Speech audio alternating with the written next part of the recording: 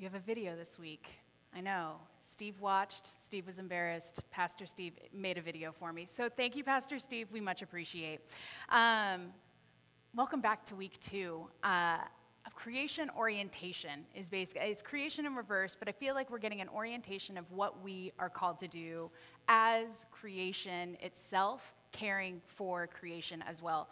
It's your how-tos on the must-dos. I was very proud of myself when I wrote that down, so I just love to rhyme. All right, so today we are covering days 3, 5, and a little bit of 6. Just a smidgen, because we covered the rest last week. So we're diving into Genesis 1 once again, so join me in this reading. We're going to be doing verses 9 through 13, 20 through 25. And it says, "And God said, 'Let the waters under the sky be gathered together in one place, and let the dry land appear.' And it was so. God called the dry land earth, and the waters were gathered together he called seas. And God saw that it was good. Then God said, 'Let the earth put forth vegetation, plants yielding seed, and fruit trees of every kind on earth that bears fruit with seed in it.' And it was so. The earth brought forth vegetation, plants yielding seed of every kind, and trees of every kind bearing fruit with seed in it. And God saw that it was good. And there was evening, and there was morning, the third day. And God said, 'Let the waters bring forth swarms of living creatures, and let the birds fly above the earth across the dome of the sky.' And so God created the great sea monsters and living creatures that moves of every kind, with which the waters swarm, and every winged bird of every kind. And God saw that it was good. God blessed them, saying, 'Be fruitful and multiply, and fill the waters in the seas. Let the birds multiply on the earth.' And there was evening, and there was morning, the fifth day. And God said, 'Let the earth bring forth living creatures of every kind, cattle and creeping things, and wild animals of the earth of every kind.' And it was so.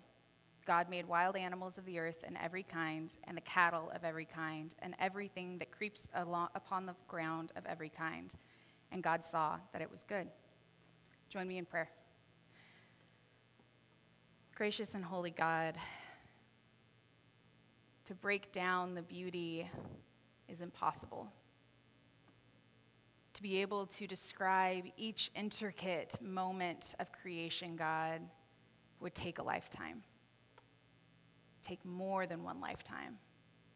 God, your intentionality is seen in Genesis, but God, it is seen by walking outside, by looking at the mountains, by looking at the ocean, by looking in the sky.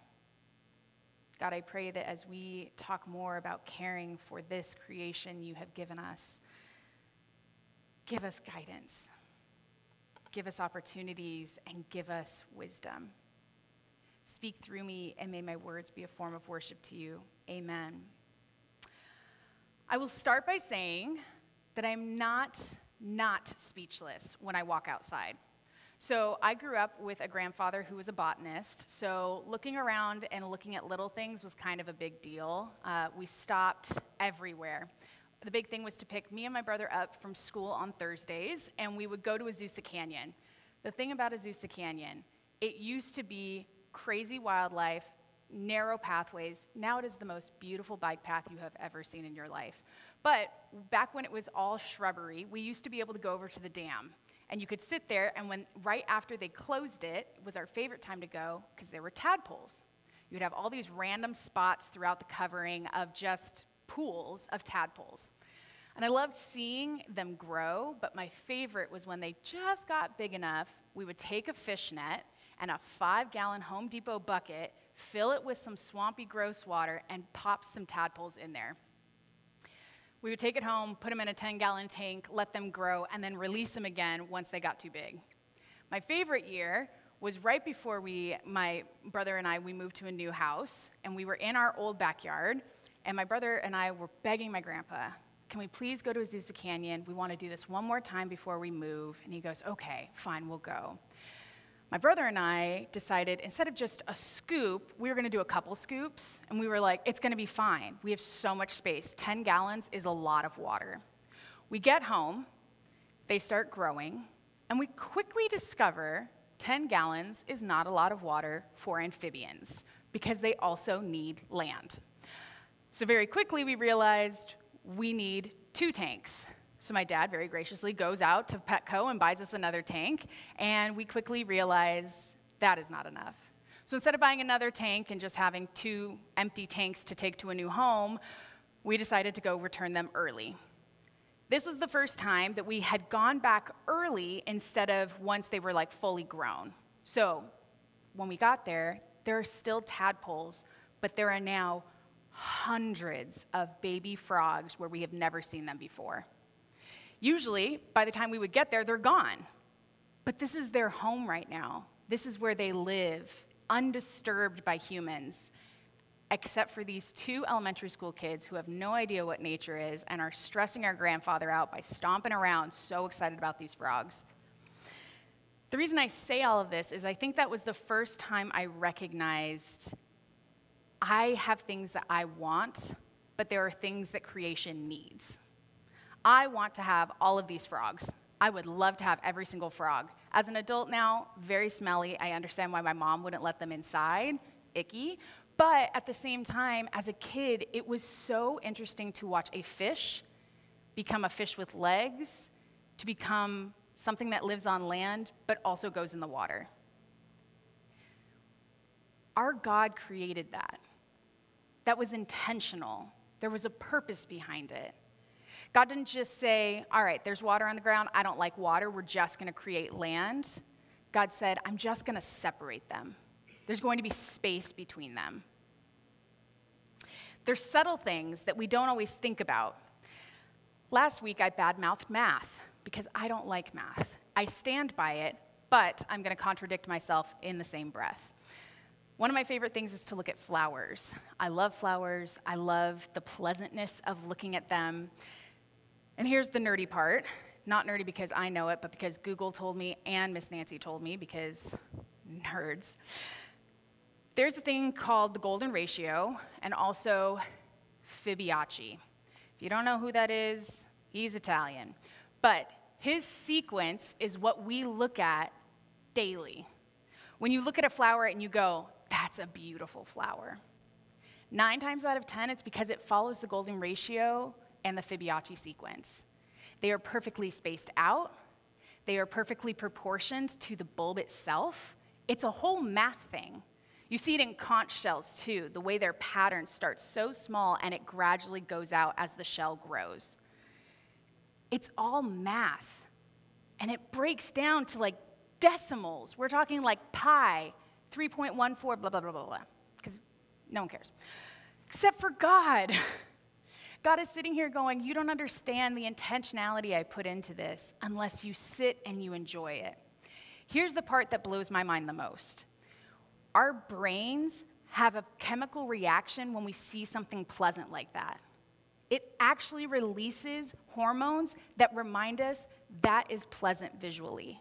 I enjoy that. We don't even have to think about it. You don't even have to say, that's a pretty flower or that's a beautiful shell. Your brain already says, I feel that beauty. That connection is because we are created by the same being. So when we quite literally look at nature, we see that what God created and why God said it is good. Our brains automatically feel it. Going along the same lines of nature, life-sustaining creations were made and intended to be commanded to reproduce. They aren't said, you'll have a super short lifespan, so whatever, it's no big deal. They're intended to go on. Unfortunately, we see that in flies. Flies only live 3 days. But there is always a fly right next to your face when you're supposed to be sitting still or you're trying to focus in, and it won't go away. They are endless. We look at trees. Have you ever been in a backyard and you see pieces of fresh, they're not quite a limb because it's too low on the trunk of the tree, but you're like, that's definitely a branch and it's brand new. It's creating a new tree. Branches are mini trees coming off of trees because the whole point is when they drop, they'll turn into mulch, and within that mulch, new life can come. God had intentionality of when we create vegetation, lettuce, carrots, tomatoes, cucumbers, all of these have the ability of making more of those even if you eat said cucumber. We are created to live in this cyclical world of creating, ingesting, reproducing. We are a part of that.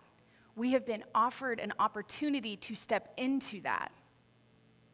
So God makes this game plan. Okay, we're going to create all of these beautiful things, and then God does it. God actually says out loud, we're going to create vegetation. And again, going back to repetition, says over and over again, there will be seeds. It will continue to reproduce. There will be more seeds. It will continue to reproduce. And then God creates it. God isn't hasty and just jumps straight into it and says, I'm going to figure it out when I get there. There is a process behind it. God speaks out loud, here's my plan, and then goes in and performs that plan. When we read verse 12, the earth brought forth vegetation, I think of the sped up videos that you can watch, like usually it's in National Geographic or in any type of like Planet Earth documentary, where we watch the plant start as a seed, and then within 30 seconds, you see an entire tree. I always think back, how much money did they have to spend to set up a whole camera, high definition? But that's a whole other thing. I love those videos because in 30 seconds, we see things that we see every day in its entirety. We walk past creation all day, and before you know it, it has to be big enough to be noticeable for you to go, that wasn't there before. When in all actuality, it's been there for months, maybe even years. But its growth is different than our eyesight can catch. Now here's the thing, if God knows that that is being created and that is growing and it is being nurtured and it is being cared for, then what is our responsibility? It's more than just being observant and recognizing something is there before we start caring, but to care for things that aren't quite there yet. It's the earth. The earth hasn't stopped following the lead of the Creator of reproduce, multiply, care for. So why have humans stopped doing that? Last week we talked about the human portion, but now I'm talking about when we care for creation, not just humans. Jumping over to day 5, we see water come to life. Not actual water, we're not talking Moana, but we're talking about what's inside of that water.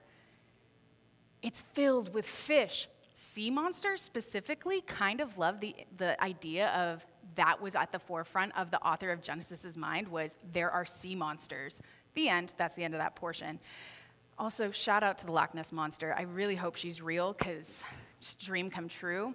But the emphasis of every living creature that moves was intentionally placed where it will succeed the most. God says, we're going to put birds in the sky. But as we go down lower, it starts talking about birds of the earth. Birds aren't meant to just fly all day. They have to stop. They have to rest their wings.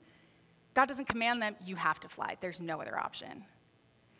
There are branches for them to sit on. There are buildings for them to rest. God continues to adapt to how to care for creation outside of humans. So the fish are cared for. The birds are cared for.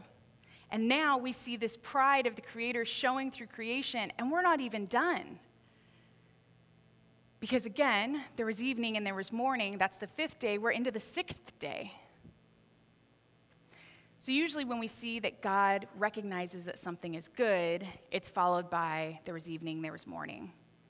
But this one, in day 6, we get 2 moments of God stopping and watching creation.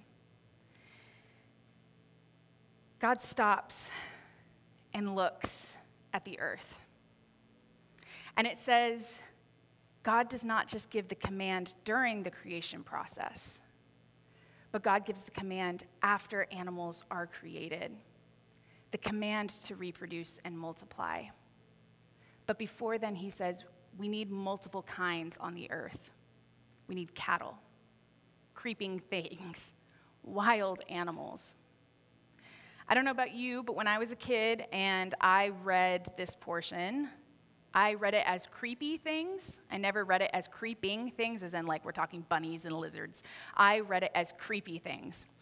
And again, going back to my poppy who was a botanist, big composter, smelled awful. So when composting became cool a few years ago for my generation, and they're like, yeah, I leave it on my counter, I'm like, ew. Then they've made fancy machines, you can't smell it anymore, it's fantastic. But I remember there was a huge box. It was like, I don't know, 5 feet by 5 feet, and it was like 4 feet deep. We would just throw stuff in there. Again, stinky as can be. So when you go around there, smell attracts things. Bunch of flies, a bunch of lizards, a bunch of spiders.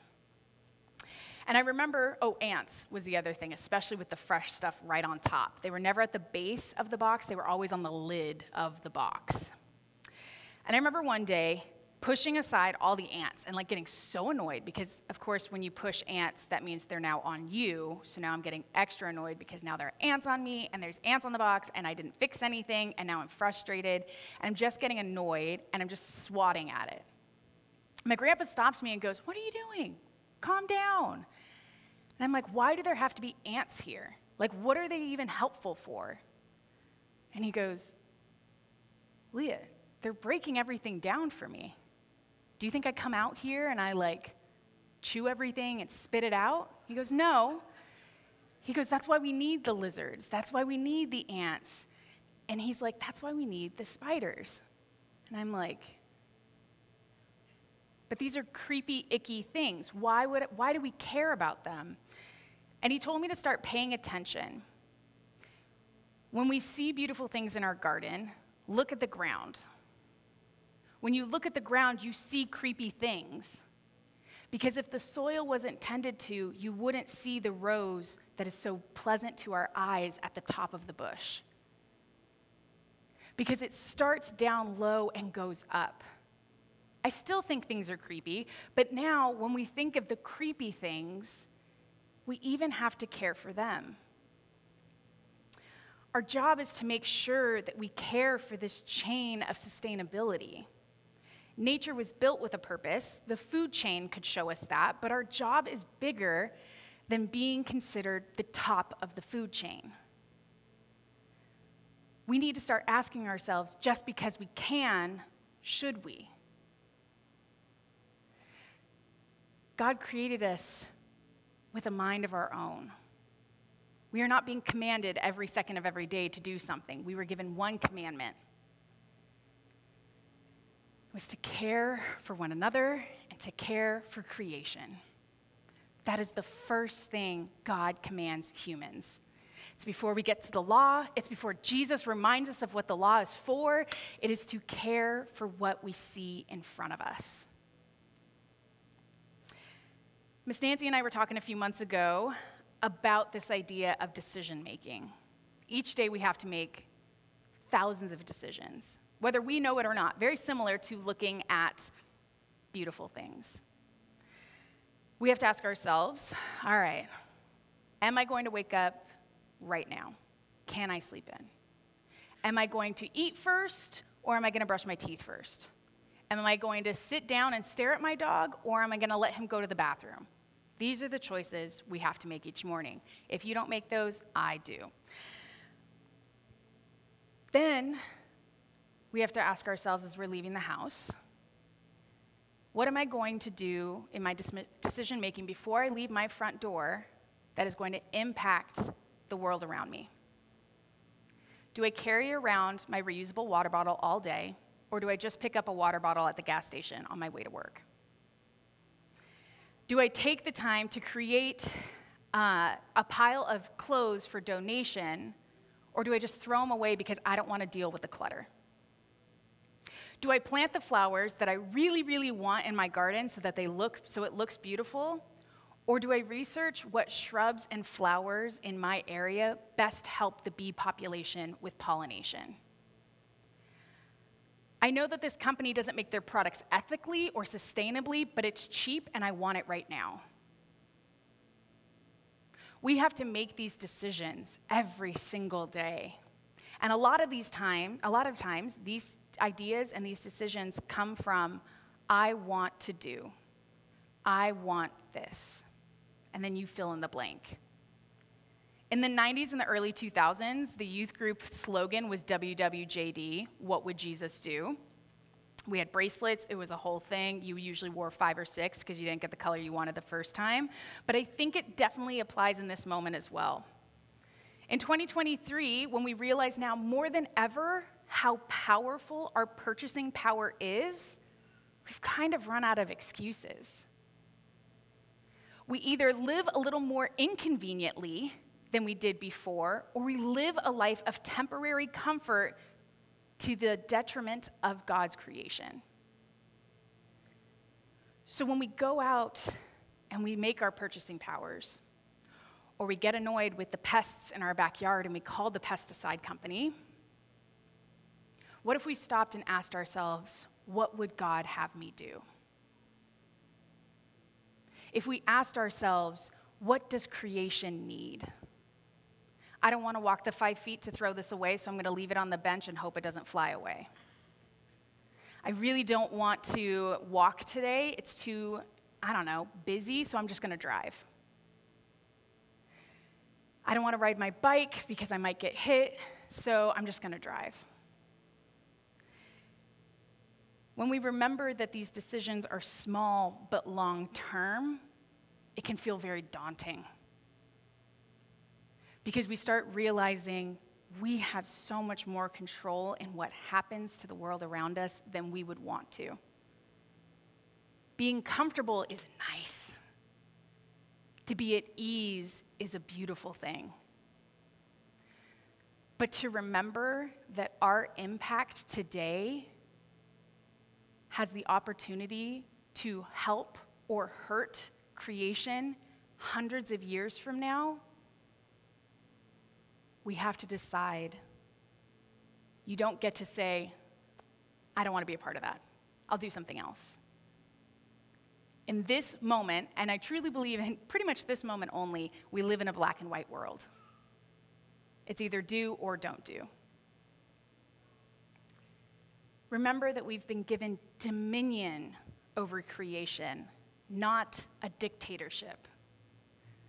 We are to rule just as our Creator does, with grace, mercy, compassion, and justice, even for the creepy things. Because God loves the creepy things as much as the image bearer. So what does it say when the image bearer says, I don't care about the creepy things? I don't care about the Loch Ness Monster.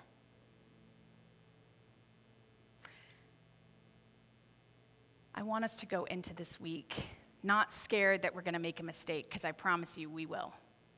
Every single day we will. But if we start taking the time to be conscientious about where we make those mistakes, I promise you, you will see beauty in ways you never thought you could see before. You will have a love for creation in a way only the Creator can show you. We are capable with these abilities, but it will be a little uncomfortable at first. Let's go into a time of silent meditation.